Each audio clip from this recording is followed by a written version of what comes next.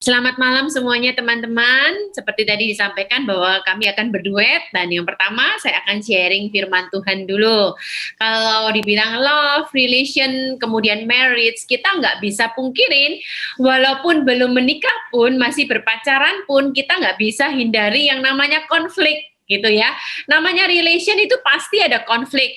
Jangankan berpacaran suami istri, orang tua anak, kita persahabatan, pasti ada namanya salah paham, ada konflik. Nah, how to solve the problem? Bagaimana untuk memanage konflik? Ini yang perlu kita pelajarin pada malam hari ini.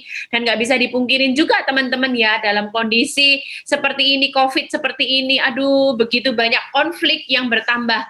Tadi saya dengar ini bukan hanya di Singapura juga ya, tapi ada juga gabungan dengan beberapa di Indonesia ya.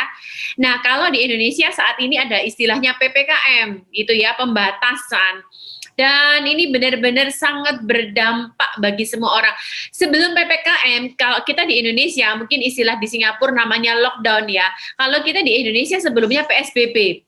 Pada waktu PSBB pertama di Indonesia, apa yang terjadi? Itu ternyata gugatan perceraian meningkat begitu drastis dan memang secara survei dinyatakan bahwa lebih istrilah yang paling banyak penggugat perceraian gitu ya.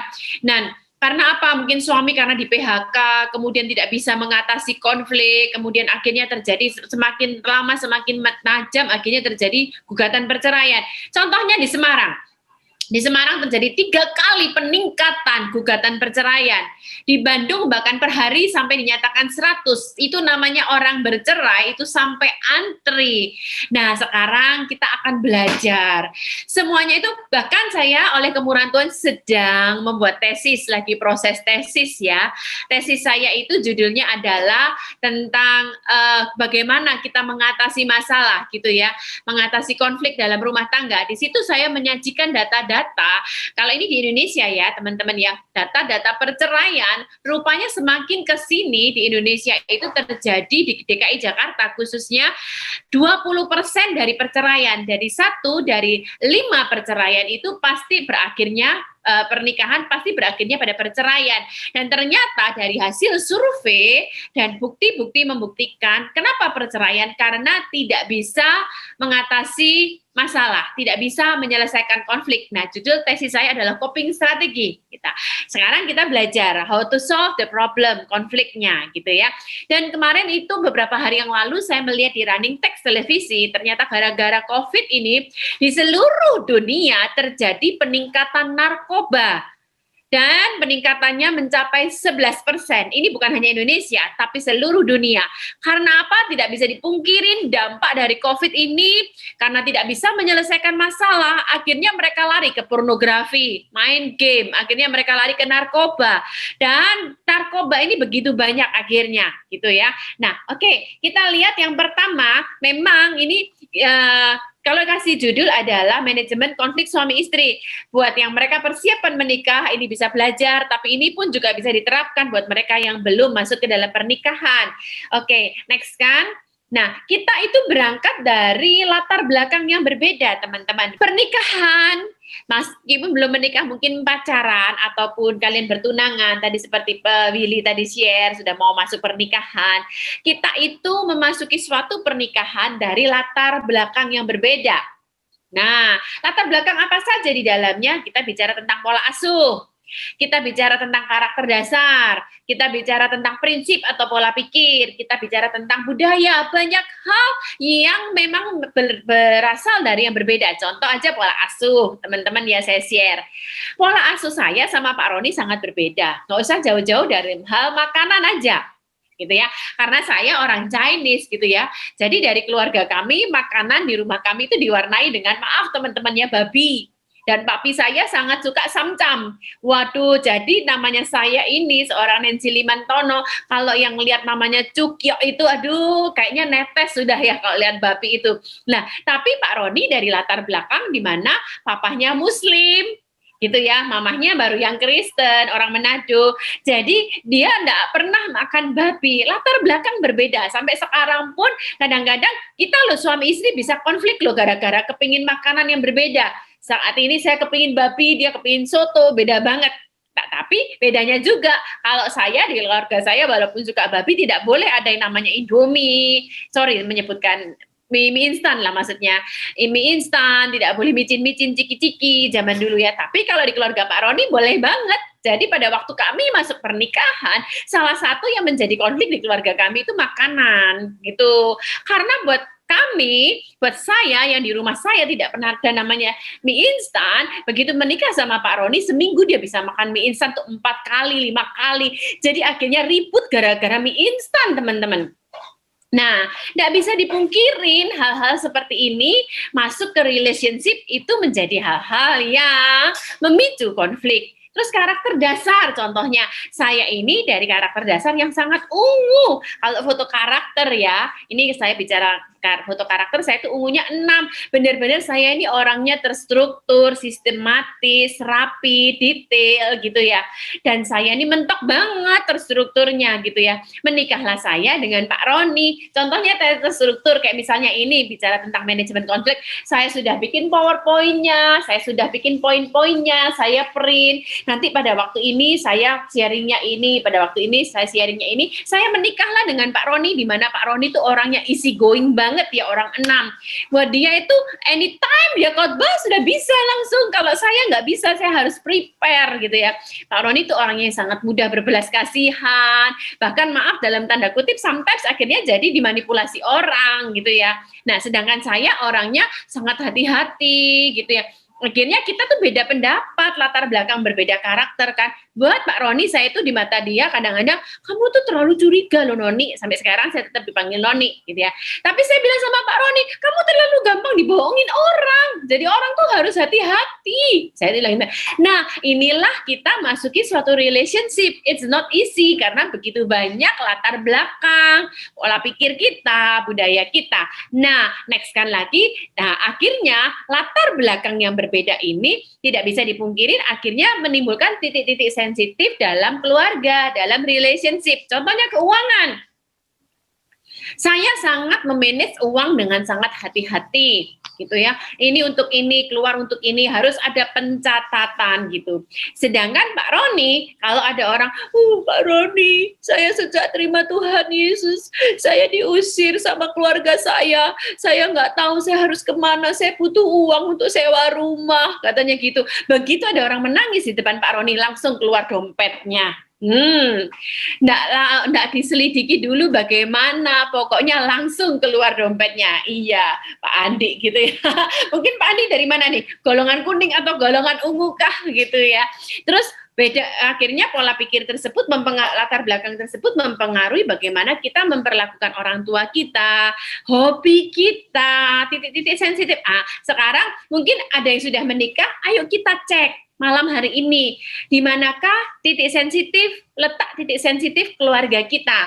Nah, perhatikan teman-teman, firman Tuhan berkata dalam 1 Petrus 5 ayat yang ke-8, iblis itu berjalan keliling mencari mangsa yang dapat ditelannya. Nah, dia berjalan keliling mencari mangsa apa? Termasuk kepada keluarga-keluarga. Dia mencari titik sensitif di mana itu seringkali menjadi titik pemicu konflik dalam keluarga. Nah, iblis tuh obok-obok di situ terus. Nah, ayo sekarang malam hari ini kita evaluasi supaya di mana itu titik sensitif kita belajar gitu ya. Ada kebiasaan dan lain-lain. Oke, next kita masuk yang pertama. Sekarang kita belajar malam hari ini ya teman-teman semuanya, firefighting rules, supaya jangan sampai kita yang menjadi korbannya. Seperti tadi saya sharing kondisi seperti ini, akhirnya banyak sekali orang yang mengajukan gugatan perceraian. Jangan sampai ada di antara kita termasuk salah satu orang yang di dalamnya.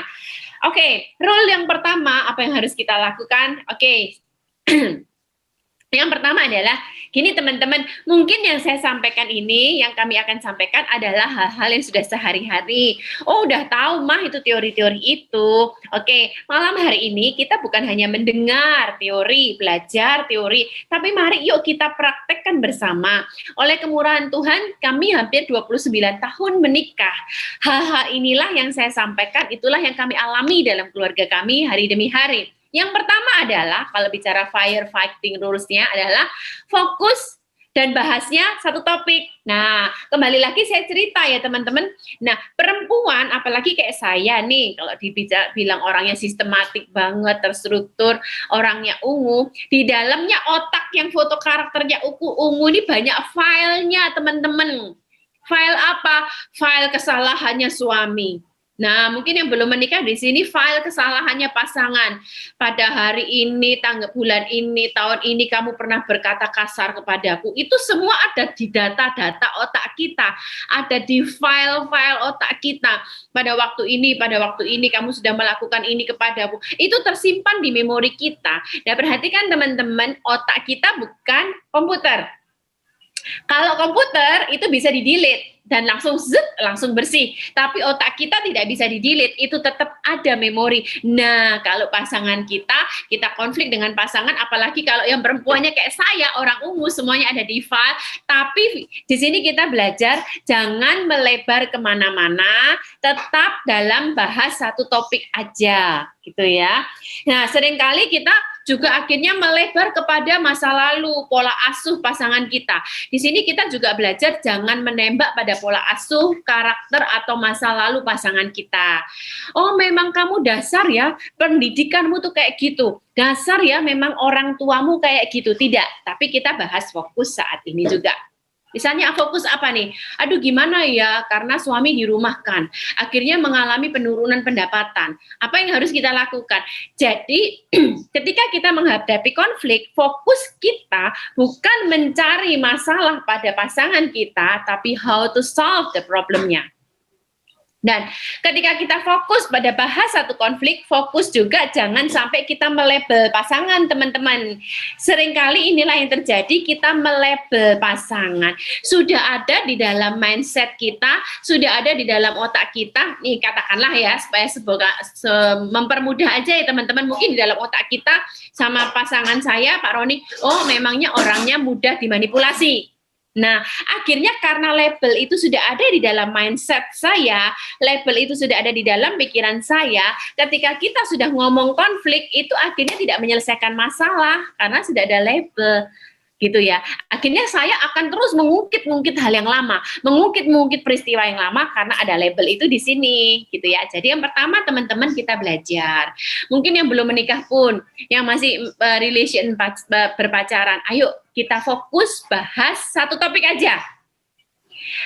Jangan nyerempet-nyerempet kemana-mana, jangan mengungkit-ungkit masa lalu. Gitu ya, makanya supaya kita bisa fokus bahas satu topik, setiap kali ada masalah harus selesai saat itu juga, tutup buku, jangan diulang lagi. Sebab ketika kita membuka lagi, wah tambah panjang, tambah lebar. Oke, selanjutnya yang kedua. Nah, use I statement teman-teman. Use I statement itu kita belajar gini.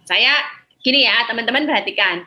Seringkali ketika kita konflik, apa yang terjadi, kita belum tuh nyerang pasangan kita, nyerang relasi kita. Kita akan ngomong seperti ini, kamu tuh memang dasar seperti itu ya, nggak bisa dikasih tahu ya, kamu tuh memang seperti ini, itu gitu ya. Nah, seringkali ketika kita konflik, kita belum apa-apa, udah nyerang duluan.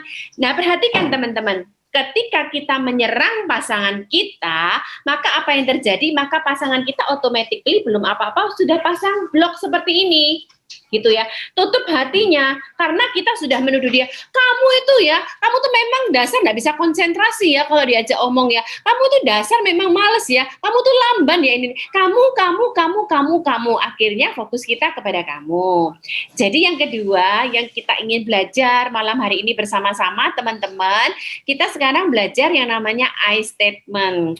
I statement itu apa sih? Kita belajar supaya ketika kita menghadapi konflik, bukan langsung kita menembak pasangan kita, tapi kita memulai dengan kata-kata I dulu. I feel, kemudian because, when, what I need is. Perhatikan teman-teman ya, sekali lagi pelan-pelan di sini ya. I feel, saya merasa, karena, ketika, dan apa yang aku inginkan dari kamu. Contohnya seperti ini nih teman-teman ya. Nah, sejak pandemi COVID ini kan memang Pak Roni, sebagian besar dari kita pasti work from home kan ya. Dan apa yang terjadi ketika work from home itu, ini Pak Roni bisa bergabung bersama-sama. Nah, kebetulan kalau Pak Roni sudah bergabung bersama-sama, I statement-nya saya bisa bersama Pak Roni, teman-teman. Jadi contohnya gini ya, I feel, kemudian when, kemudian because, what I need is. Jadi gini, salah satu yang menjadi sering kali konflik di rumah tangga kami adalah, nih teman-teman, gadget. Nah, ini nggak bisa dipungkirin. Seringkali ketika saya ajak ngomong Pak Roni, dia tuh ngomong sama saya, Saya merasa diabaikan dong teman-teman. Nah, setiap kali seperti itu, nah ini Ruth ketawa, mungkin Ruth ngalamin seperti ini ya. Gitu ya. Nah, apa yang terjadi? Sekarang saya sebelumnya, kamu tuh kalau diajak ngomong nggak bisa konsentrasi, kamu tuh nggak fokus seperti ini. Dia sambil tapi dia tetap pegang handphonenya. Oke, ya. Saya jengkel dong, saya merasa diabaikan dong, saya merasa diremehkan. Nah, saya bilang gini, sayang, aku sedih loh, I feel. Aku sedih loh, sebab karena pada waktu aku ngajak kamu ngomong, kamu bukan fokus kepada aku merasa kamu ignore, aku merasa kamu abaikan. Aku berharap, tolonglah pada waktu aku ngajak kamu ngomong, taruh dulu handphonemu supaya bisa fokus. It's okay kok, kalau saya mau kerja lewat handphone nggak apa-apa, tapi aku butuh kamu, aku cinta kamu, taruh dulu ya sayang ya. Nah, perhatikan teman-teman, ketika saya ngomong I feel seperti itu, dia nggak bikin tembok seperti ini, tapi dia sudah buka hatinya terlebih dahulu, karena saya memulai dengan diri saya dulu. Contoh yang kedua teman-teman, misalnya gini, sekali lagi karena pola asuh berbeda kan. Kalau Pak Roni ini latar belakangnya waktu kecil dia tinggal di orang tuanya, yang mana orang tuanya itu juga menampung anak orang lain, kadang satu, kadang dua orang tinggal di rumahnya dan menyekolahkannya. Kalau saya dari latar belakang keluarga kami ya keluarga kami, memang kami memberi orang berbagi tapi tinggal kami sekeluarga. Jadi begitu masuk pernikahan, Pak Roni itu seringkali nginepin orang di rumah tanpa tanya-tanya, bahkan sometimes nggak saya kenal, nggak tahu siapa. Saya bilang, sayang, Noni merasa sedih juga karena saya tuh sering kali nginepin orang tanpa aku tahu. Aku berharap sayang lain kali kasih tahu dulu ke Noni siapa. Maaf ya teman-teman, karena orang ungu ya perlu prepare dulu, karena begitu saya tahu saya sudah siapkan. Maaf teman-teman, rumah kami kan juga apartemen, lu lagi cuman lebar 110 aja gitu loh. Jadi saya sudah prepare. Jadi itulah teman-teman. Yang kedua adalah kita bicara tentang I statement. Yang pertama, fokus, jangan melebar kemana-mana, jangan melabel pasangan. Dan yang kedua, mulai malam hari ini kepada pasangan kita belajar I statement, yaitu I feel, because, when, and what I need is, gitu ya. Oke, jangan pikir seperti ini sulit, Bu.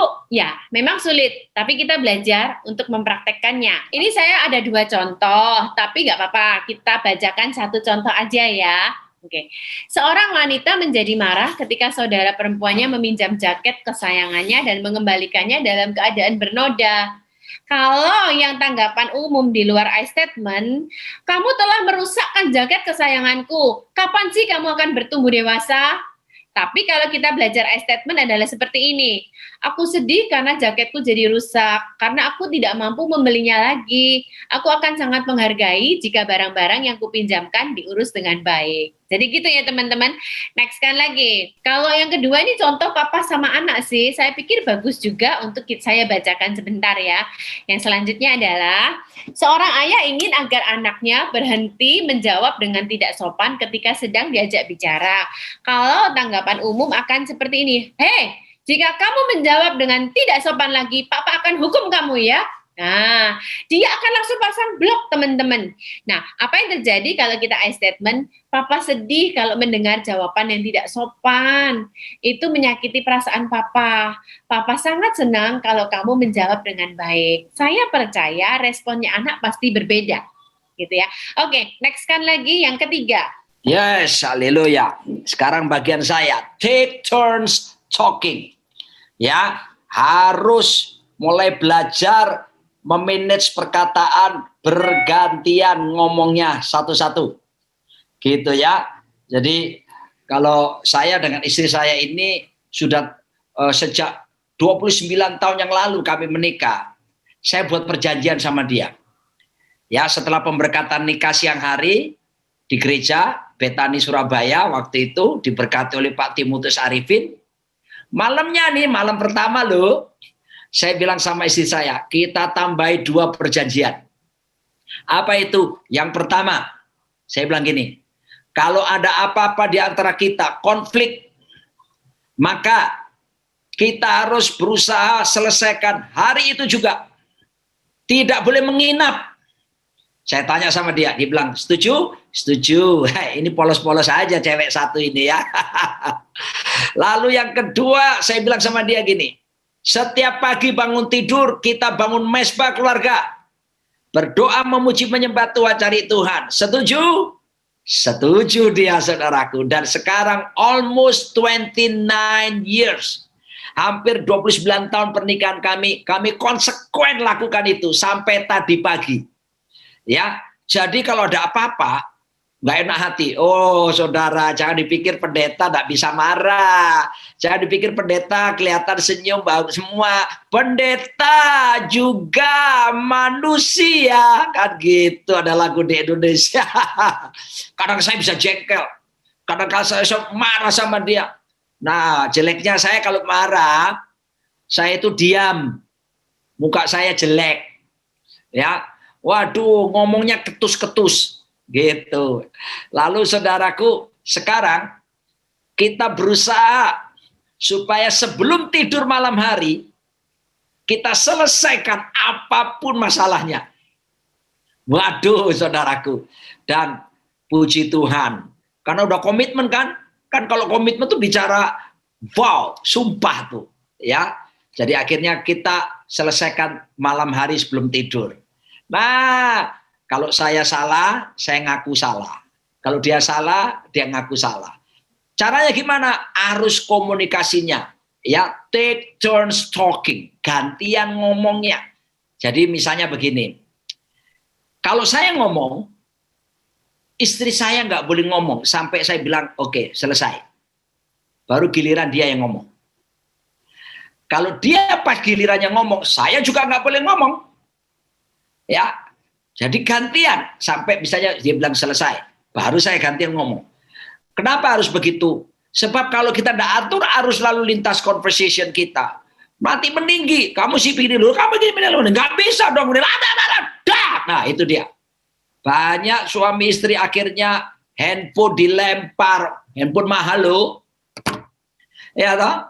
Tapi kalau kita take turns talking, maka saya percaya ketika saya ngomong, dia dengerin, mulai timbul understanding.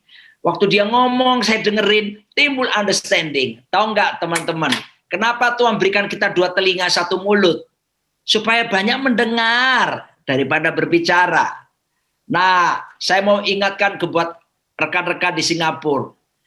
You have bukan cuma jadi a good listener, but we become an excellent listener.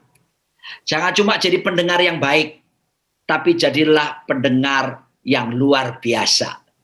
Dengerin istrimu dengan apa? Matamu. Jadi kalau dia ngomong, liatin. Dengerin istrimu dengan apa? Dengan mulutmu.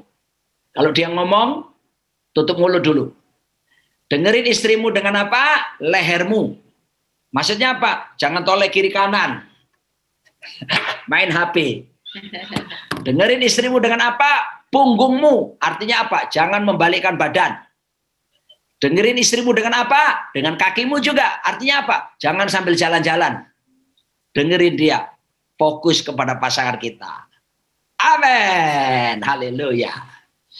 Selanjutnya, nah, seringkali ini yang terjadi dalam keluarga kita ya teman-teman ya. Seringkali kita bukan mendengar keluhan pasangan dan berusaha memahami, melainkan berpikir untuk bersiap-siap melancarkan serangan. Jadi misalnya nih ya, kita konflik nih ya teman-teman, saya sama Pak Roni, kamu nggak bisa seperti itu.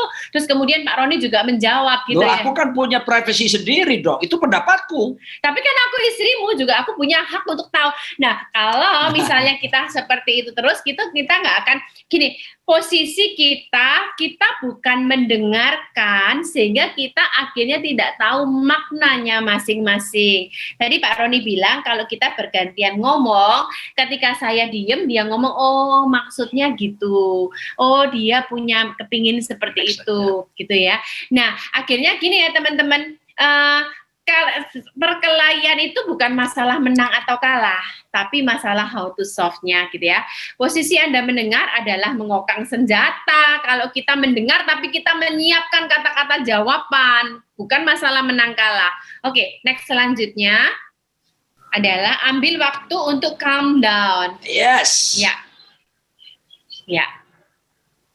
Nah, jadi komitmen untuk menyelesaikannya, ya. Jadi jangan ada istilah namanya damai semu. Apa itu damai semu? Yaudah biarin deh, gua ngalah aja deh. Lu kukuai gua cincaya gitu. Itu bahaya, ya. Itu seperti gunung berapi, bisa menimbulkan borok luka, bisa meletus. Jadi harus ada waktu di mana kita calm down, ya. Jadi kadang-kala memang kita akan bilang gini, aku butuh waktu untuk menenangkan hatiku. Nah, kayak gitu kita mesti harus ngomong, mengkomunikasikan. Sebentar, aku belum siap kalau diajak bicara ini. Aku butuh waktu, aku mau butuh tenang. Nah, gitu ya. Nah, saya pikir kalau mau calm down, yang paling enak itu di mana sih? Jangan pergi ke kafe. Jangan kita langsung pergi, gua mau keluar dulu. Wah, cari ke mana itu? Ke mana itu? Ya, pokoknya tempat yang tinggi di Singapura gitu. Naik ke gedung yang tinggi. Ya, no. Tempat yang paling calm down itu adalah hanya dekat Allah saja. Kiranya aku tenang. Sebab daripadanya lah harapanku. Ayo datang kepada Tuhan. Wah, ya. Dan setelah itu tenang, baru saya ngomong sama istri saya, kita selesaikan sekarang. Nah, ya. Jadi nggak serta-merta. Jadi di-manage, dikelola, ya. Kita hidup, manusia diciptakan sama Tuhan itu apa sih? Yang pertama, tujuannya to manage, untuk mengelola, termasuk konflik harus dikelola, ya. Sebab kalau kecenderungan hatinya panas, maka pasti kata-kata panas membombardir, dar, melukai pasangan kita. Padahal kan kita cinta sama dia, toh.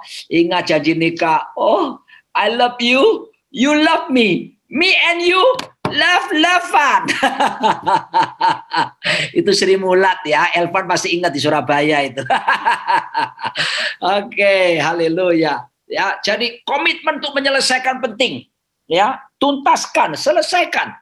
Nah, biasanya saya sama istri saya malam-malam setelah gantian ngomong, nah dari situ bisa ketahuan kan, oh ternyata aku yang salah nih, gua yang salah. Nah, karena saya suami, kadang-kadang suami gengsi minta maaf. Halo para suami, jangan merasa kamu kepala, kamu gengsi minta maaf. No. Ya kan?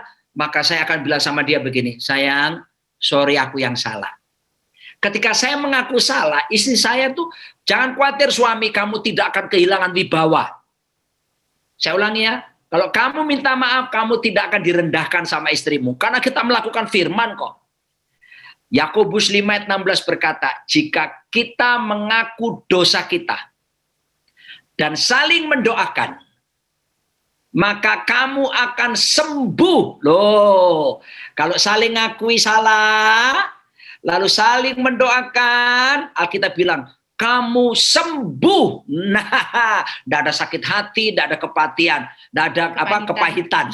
Baru ayat yang B, 16 berkata, doa orang benar bila dengan yakin didoakan sangat besar kuasanya. Loh, setelah apa doanya bisa manjur? Setelah saling mengakui salah, saling mendoakan, dan sembuh. Baru doanya tokcer. Haleluya.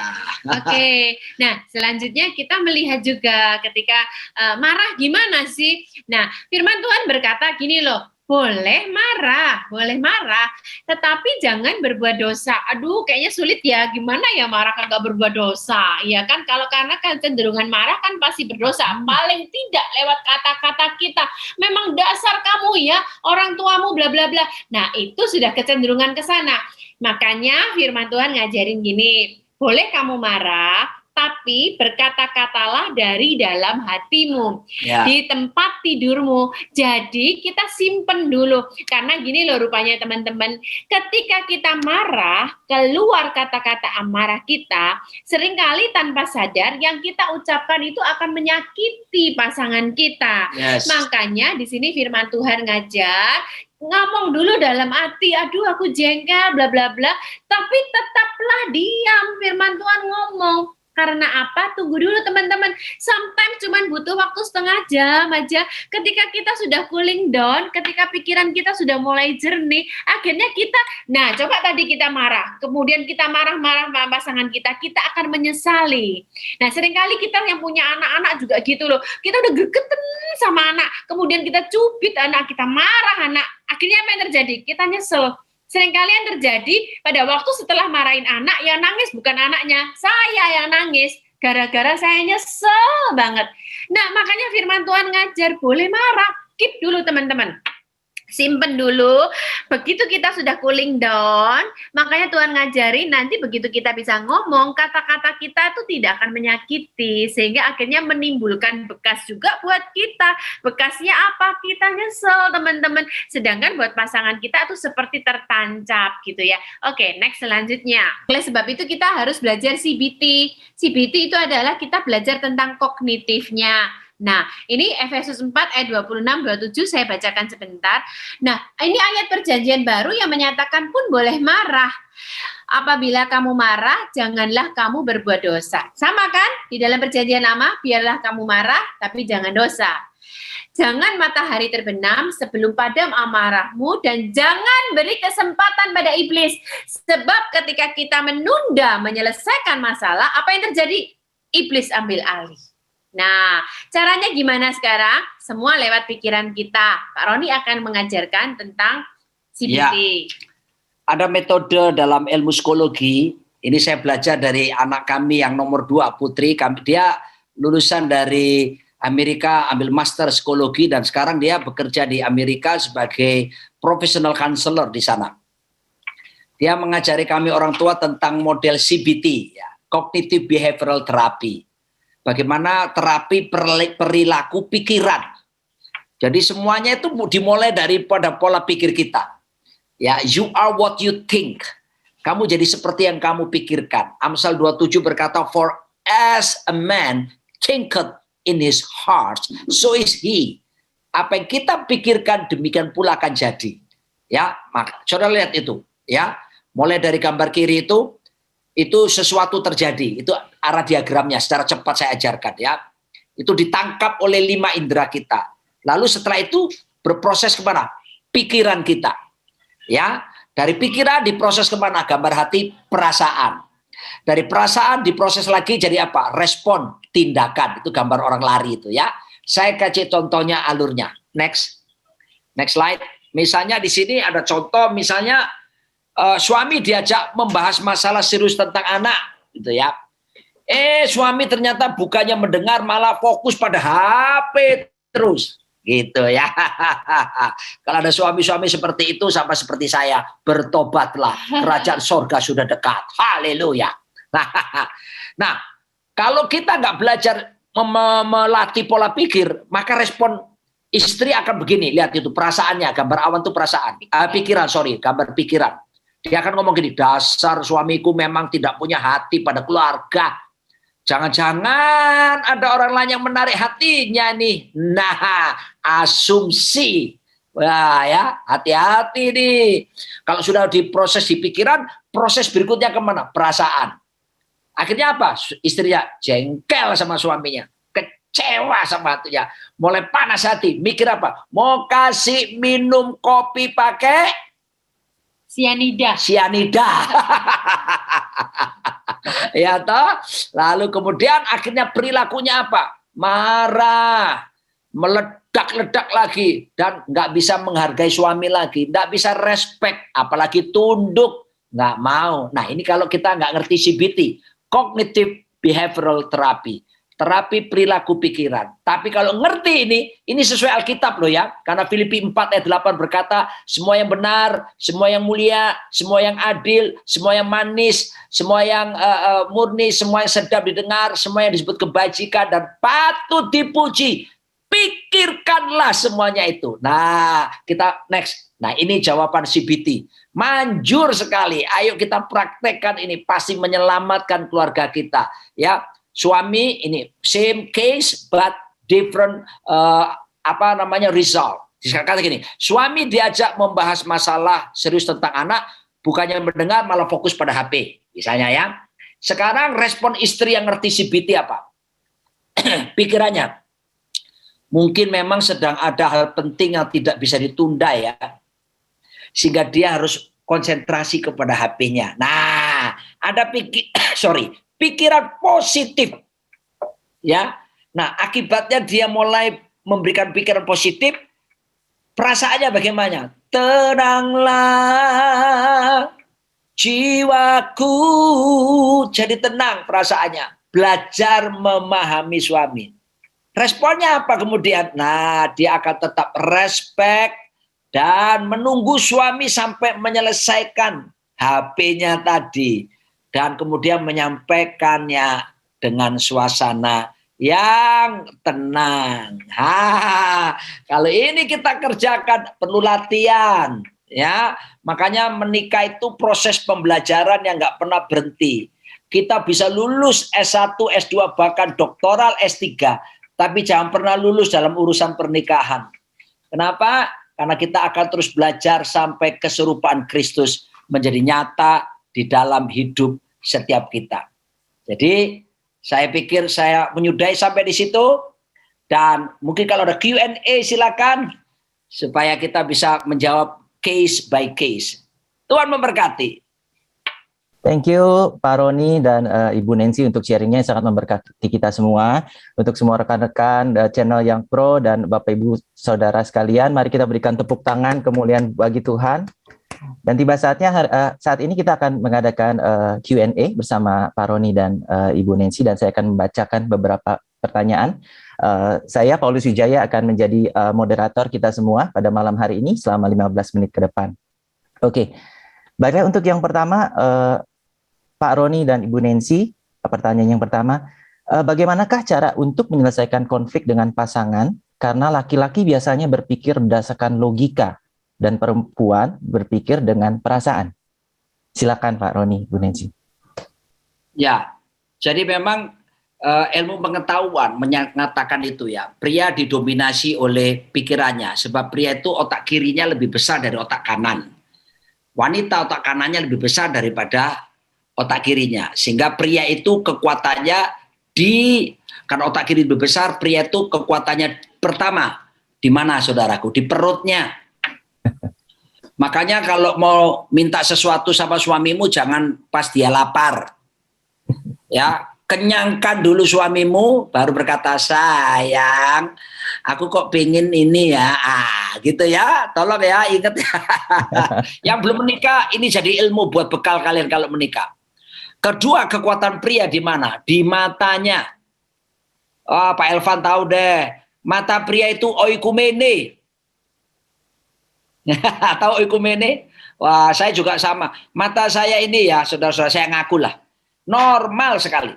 Kalau ada cewek cantik, seksi lewat gitu ya, kok saya masih bisa lihat ya? Gitu ya. Saya tidak tahu kenapa ya. Tolong doakan saya, saudaraku. Mungkin saya ada pergumulan khusus itu ya. Nah, itu kekuatan pria. Wanita, otak kanannya lebih besar dari otak kiri. Dia punya 3 kekuatan. Wanita kekuatannya di mana? Telinganya. Itu yang pertama. Makanya kalau untuk kabar-kabari, wah, dia langsung, oh masa? Oh ya? Gitu. Yang kedua, wanita itu kekuatannya di mana? Nah, ini dia, hidung, penciuman. Makanya yang koleksi parfum itu perempuan lebih banyak. Walaupun pria sekarang pakai parfum. Tapi wanita parfum bisa lebih dari 3. Ya kan? Ada rasa nanas. Ada rasa jeruk. Ada rasa vanili. Ya. Yang ketiga, kekuatan wanita di mana? Mulutnya. Nah, makanya wanita Singapura sebuah dibuat penelitian loh ini ya. Ya, kalau wanita Amerika, wanita Amerika satu hari mengucapkan 50.000 kata-kata rata-rata. Pria Amerika 25.000 kata-kata. Oh, seringkali pasangan nggak ngerti ini. Pulang ke rumah suami ditanyai sama istrinya, sayang gimana pekerjaan? Baik. Terus kamu jadi nggak gini nih? Jadi jawabannya kok pendek-pendek. Padahal dia udah kehabisan stok kata-kata. Ketika suami kerja di kantor sudah keluar 24.975 kata-kata. Pulang dia cuma sisa 25 kata-kata. Sementara istri 50.000 kata-kata. Katakanlah dia telepon temannya, interaksi sama orang rumah, habis 25.000. Sisa masih 25.000. Nah, makanya istri gak banyak gak ngerti dia, langsung dalam hati, pasti cewek di kantor godain dia. Pasti gini-gini, asumsi lagi gitu ya. Nah sekarang penelitian di Singapura. Pria Singapura, wah. Ternyata wanita Singapura itu 5 kali berbicara lebih banyak daripada prianya. Dan Singapura itu lebih dekat lagi dengan sebuah negara besar. Indonesia. Jadi gini, kalau sudah tahu memang tidak sama, maka yang kita lakukan apa? Kita harus belajar how to respond. Respon tuh belajar memahami, gitu ya, meresponi pasangan. Oh ternyata wanita itu, ini pada umumnya ya, enggak semuanya. Kayak Ruth kan, oh lembut, dia jarang berbicara. Tapi kalau kita menyadari, ketika kita tahu bahwa pasangan kita itu misalnya rajin berbicara, maka kita ini mesti menyiapkan hati, punya respon untuk menyediakan telinga buat dia. Ya, jadi memahami pasangan, berrespon, kita mesti positif, menyadari bahwa ada perubahan-perubahan yang terjadi. Bersyukurlah untuk keberbedaan ya, justru akan memperlengkapi kita satu dengan yang lain. Ada tambahan? Itu beberapa kali kami alamin, Pak Paulus. Karena kan memang walaupun saya tadi share bahwa saya orangnya ungu, detail banget, tapi bagaimanapun juga perempuan kan main perasaan, Kak Roni kan main logika. Nah itulah tadi perlu yang resep kedua, take turns ngomong bergantian tadi. Contoh seperti ini langsung aja praktek ya. Suatu kali kami itu ada konflik, gara-gara seseorang lah ya, kami salah paham gara-gara orang tersebut gitu ya. Akhirnya saya nangis duluan sama Pak Roni karena saya perasaan kan, saya jengkel, sayang ini banyak. Pak Roni harus diam dulu, dia mendengarkan dari sisi perempuan, sisi perasaan dong gitu. Ketika dia diam, dia dengerin saya, oh itu toh mau istriku, dia perasaannya merasa tersakiti kalau aku berbuat seperti itu gitu. Dengan saya nangis, oke, setelah selesai saya ngomong, akhirnya gantian Pak Roni. Pak Roni ngomong, gini, dari sisi logika ya Pak Paulus ya, begini loh nih, aku tuh tidak punya niat seperti itu. Logikanya begini. Saya dari sisi perasaan pun saya juga memahami, oh secara logika dia tuh tidak bermaksud untuk menyakiti saya. Logikanya dia tuh seperti ini. Jadi makanya teman-teman bergantian bicara tuh sangat penting sekali. Karena dari situ kita akhirnya ngerti satu sama lain dari sisi perasaan juga dari sisi logika. Itu Pak Paulus. Oke, thank you Pak Roni dan Bu Nancy. Jadi kalau boleh saya recap ya, kita harus saling memahami pasangan kita itu seperti apa, dan itu poin yang nomor 2 itu take turn talking itu penting banget ya. Iya, thank you. Oke, kita beralih ke pertanyaan selanjutnya. Nah, kita sebagai suami istri itu kan kita ada banyak hubungan-hubungan lain dalam keluarga ya, dengan anak dan juga mungkin dengan keluarga dari pihak pasangan kita. Dalam kasus ini pertanyaannya mengenai mertua Ya, bagaimana mengatasi konflik dengan mertua yang mengakibatkan kita konflik dengan pasangan kita? Ya, apa cukup jelas? Ya, ya. Ya, oke, Memang silakan. ini kasus yang banyak terjadi ya. Makanya saya selalu menasihatkan kalau rumah tangga mau menikah, lebih baik bangun pemerintahan sendiri. Ya, jangan tinggal sama mertua di BMI, Bumi Mertua Indah. Ya, saya selalu ingatkan yang mau menikah ini buat teman-teman di sini yang mau menikah ya. Mendingan kontrak tapi berdua saja. Itu jauh lebih dahsyat daripada kita dipenuhi fasilitas tapi tinggal sama orang tua. Sebab struktur pernikahan 1 Korintus pasal 11. Nah, ini Alkitab menjelaskan bahwa yang paling tinggi adalah struktur ya, hierarki keluarga.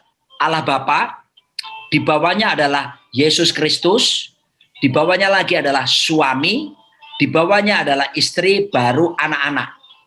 Ini strukturnya. Dari atas ke bawah garisnya garis mengasihi, melindungi.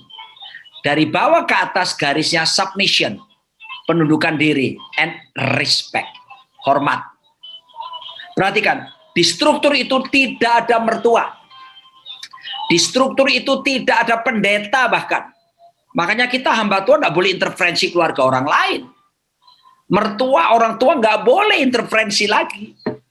Karena strukturnya yang Tuhan buat seperti itu. Jadi kalau ada, makanya saya ingatkan MC-MC kita ya, bilang kalau memberkati pernikahan, jadi MC, jangan bilang dua keluarga besar telah menjadi satu. Itu salah. Alkitab tidak bilang begitu. Kita akan bisa begini, keluarga A dan keluarga B, dan muncullah keluarga baru lagi. Unit yang baru lagi. Itu yang benar gitu ya. Karena itu harus terpisah dari unit-unit yang sebelumnya. Jadi kalau kita timbul konflik dengan mertua seperti itu, tolong para suami, para istri, mana yang harus kamu bela? Mana yang harus kamu depankan? Orang-orang yang ada di dalam struktur rumahmu sendiri. Sorry ya, saya harus ngomong tegas begini. Loh, papa mama kan yang membesarkan saya. Tapi kalau kamu sudah masuk dalam pernikahan, bukan berarti kita benci mereka ya. Tapi yang pertama yang harus kamu urusin sungguh-sungguh, itu keluargamu nomor 1. Baru kemudian bisa orang tua. Apalagi saya baru mengizinkan kalau bisa tinggal sama orang tua, kalau orang tuanya itu sakit-sakitan. Sudah tua, nah ayo kita pelihara mereka, kita tolongin orang tua kita tunjukkan bakti kita, ya. Tapi kalau kita seger apa semua, orang tua kita masih bisa kerja, seger apa semua, lebih baik kalian tinggal sendirian deh suami istri, ya. Sesederhana apapun, tinggal di flat pun, ya. Yang penting berdua, enjoy aja. Thank you. Thank you banget, Pastor Roni. Jawabannya singkat, tegas, jelas, mantap. Jadi kita perlu menghindari yang namanya BMI, teman-teman sekalian. Oke, thank you. Kita beralih ke pertanyaan selanjutnya, Pak Roni dan Bu Nancy. Self-control adalah buah Roh Kudus. Apakah suami istri yang sering konflik tanpa kontrol itu kurang Roh Kudus, terutama dengan perkataan-perkataan yang kasar? Gini loh, ketika kita bertobat terima Yesus, Roh Kudus ada di sini. Juga Yesus juga di sini. Juga Bapa juga di sini. Tritunggal Tuhan ada di sini. Nggak kurang. Jadi there's God's part and there is also our part. Ada bagian Tuhan, ada bagian kita. Untuk menghasilkan self-control, itu kan karakter. Buah roh itu karakter. Itu we need proses in our life. Gak bisa instantly, sak dek sak nyek. Nah, itu Pak Elvan tahu itu. Kita nggak bisa sak dek sak nyek. Tahu-tahu punya self control. No. Ya, waktu Yesus berkata, belajar daripadaku karena aku lemah lembut rendah hati. Kata lemah lembut itu dalam bahasa Yunani-nya mengandung pengertian seperti kuda rodeo, kuda yang wah itu ditunggangi, dikendalikan sampai dia jadi jinak. Setiap kita masing-masing pasti ada tanda petik, keliaran-keliaran dalam diri kita. Tapi ini saatnya kita memberi diri supaya Kristus itu memberikan cooknya dipasang ke kita. Dan bersama dengan sapi senior, ya, yaitu siapa? Ya tentu Tuhan sendiri. Kita ikuti kehendaknya, belajar, latih self control. Saya akan berikan tip yang luar biasa buat Anda semua. Karena ini sudah saya praktekkan, saya berkemenangan. Jadi gini, Alkitab berkata dalam 1 Timotius 4 ayat 7, latihlah dirimu beribadah. Nah, kata beribadah itu bukan kebaktian loh, bukan ibadah seperti ini, Zoom meeting. Bukan ibadah konvensional hari Minggu. No. Dalam bahasa Yunaninya, kata beribadah di situ eusebeia. Eusebeia itu artinya apa? Godliness. Keserupaan dengan Tuhan. Itu karakter loh, di situ ada self control. Tapi disuruh apa? Latihlah. Kata latihlah bahasa Yunaninya gymnaso. Dari pengertian gym. Kita pergi fitness center, tempat gym. Mau jadi six pack perut kita nggak bisa langsung satu malam. Pak Elvan, saya dulu six pack loh waktu saya masih mahasiswa kuliah. Sekarang one big pack and also the whole pack. Tapi untuk saya menjadi six pack kembali bisa nggak? Bisa. Caranya gimana? Latihan disiplin. Saya harus ke fitness center, nge-gym tiap hari, punya instruktur ngelatih saya. Perut saya bisa kembali six pack. Sama, if you need become, you have a self control in your life, kamu mesti latihan tiap hari, Pak, gitu ya, latihan keserupaan. Nah, karena latihan lama-lama jadi apa? Kebiasaan. Kalau kebiasaan kita terus konsisten, lama-lama jadi budaya. Budaya adalah segala sesuatu yang kita lakukan tanpa berpikir lagi, karena sudah jadi darah daging, jadi lifestyle kebiasaan. Contoh. Ayo saya ajak nyanyi lagu kecil yang besarnya di Indonesia. Bangun tidur, ku terus mandi, ya kan? Tidak lupa menggosok gigi, habis mandi aku tidur lagi, melanjutkan mimpi yang tadi. Nah, ya, dua lagu terakhir salah ya. Tapi tidak ada ceritanya kita bangun tidur sampai mikir ngapain ya gua ya, ngapain ya, enggak lah ya. Bangun tidur kita tahu sebentar lagi kita harus sikat gigi lalu mandi kan. Kenapa? Sudah jadi kebiasaan bahkan budaya. Bertahun-tahun kita lakukan sejak kecil kan, akhirnya jadi kebiasaan budaya bahkan. Nah, kalau mau latih self control itu bukan produksi kita loh Pak. Itu tidak bisa manusia memproduksi self control, itu dari Roh Kudus. Tapi bagian kita apa? Latihan, latihan, kendalikan lidahmu, kendalikan matamu, kendalikan pikiranmu, latihan. Pikiran kita supaya tunduk pada pikiran Kristus. Latih perasaanmu selaras dengan perasaan Kristus. Latih kehendakmu selaras dan kehendak Tuhan. Amin. Thank you Pak Roni buat jawabannya. Kuncinya adalah latihan biar bisa six pack kembali. Mantap. Oke, one last question, Pastor Roni, karena kita dibatasi oleh waktu. Sebenarnya begitu banyak pertanyaan yang begitu antusias ya dari rekan-rekan sekalian, tapi mohon maaf nggak bisa dibacakan semua, teman-teman. Jadi ini last question untuk Pastor Roni dan Pastor Nancy juga. Halo Pastor Roni, bagaimana mengatasi pasangan yang terlalu dominan? Yang ini harus tahu ini laki-lakinya atau perempuannya yang dominan. Waduh, mungkin dikasih contoh Pastor Roni, kalau laki-laki bagaimana, kalau wanita gimana? Soalnya tidak disebutkan. Ya. Boleh. Gini loh ya. Kalau kita belajar teori foto karakter, ternyata memang Tuhan tuh berikan ada orang-orang tertentu memang karakteristik dasarnya itu dominan. Ya, kalau Anda kan sudah tahu foto karakter kan ada yang merah. Merah itu pasti orang merah itu dominan itu. Ya, itu kalau dulu kolerik gitu. Ya, ada yang kuning. Nah, saya kuning. Kuning ini nggak ada lu nggak rame gitu ya. Sukacita dia people oriented. Kalau merah tadi task oriented. Dia orientasinya kerja. pekerjaan orientasinya. Nah, istri saya ungu. Nah, ungu ini apa? Detail, teliti. Tapi jangan bilang ya, perfeksionis, dia mumpung pergi ini. Ya, perfeksionis. Waduh, ungunya 6 lagi skornya, dia paling tinggi. Itu ya. Makanya kalau jelasin khotbah-khotbah lebih detail daripada saya. Ya. Nah, ada lagi yang hijau. Hijau itu apa? Hijau itu peacemaker. Wah, orangnya adem, menghindari konflik, tapi lemot. Lelet kalau kerja gitu ya. Oke. Masing-masing punya kekuatan dan kekurangan. Nah, kalau Anda punya pasangan, misalnya pria dominan, maka bersyukurlah sama Tuhan. Karena dia seorang yang seharusnya dominan, itu pekerja keras.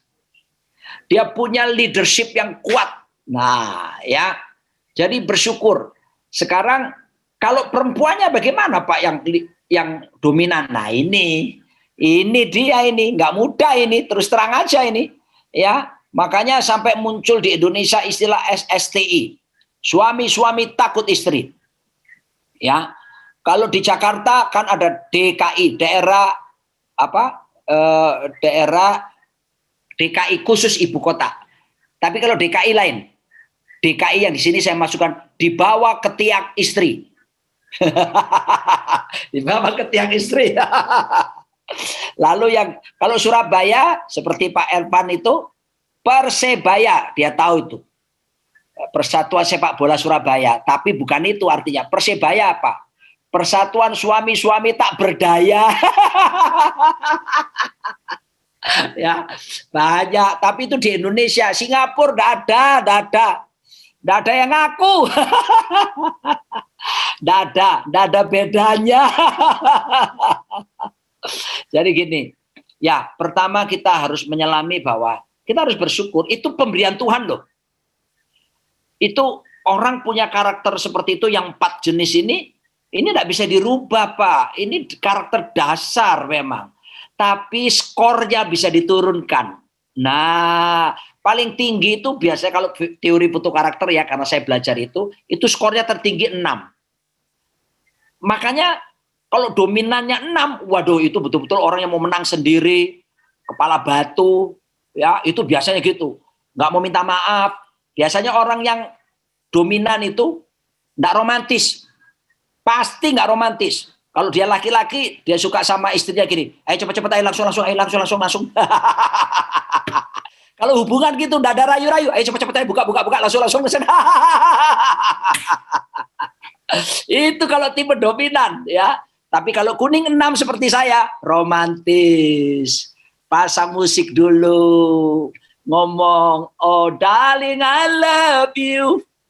You don't know how I love you. You don't know what it's like. Baby, you don't know what it's like. Gitu ya. To love somebody the way I love you.